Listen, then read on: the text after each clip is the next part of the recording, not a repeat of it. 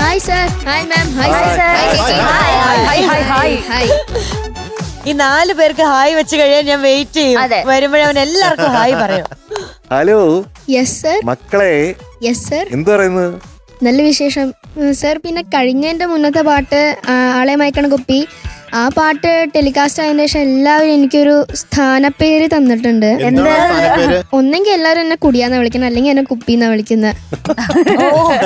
ഇന്നത്തോടത് മാറ്റണം. ഈ പെർഫോമൻസോട് കൂടി നമുക്കത് മാറ്റണം കേട്ടോ. ഇത് പാടാൻ പോണ പാട്ട് എനിക്കറിയാം. ധനം സിനിമയിലെ പാട്ടാണ്. Yes sir. അല്ലേ?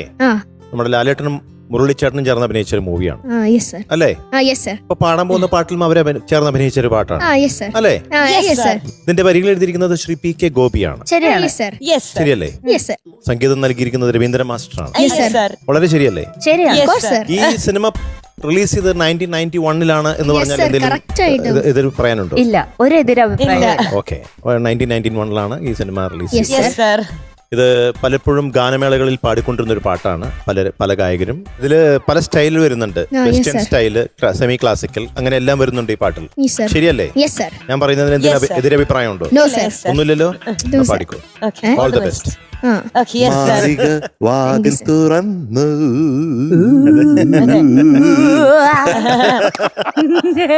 All the best. All the best. Thank you sir. Thank you ma'am.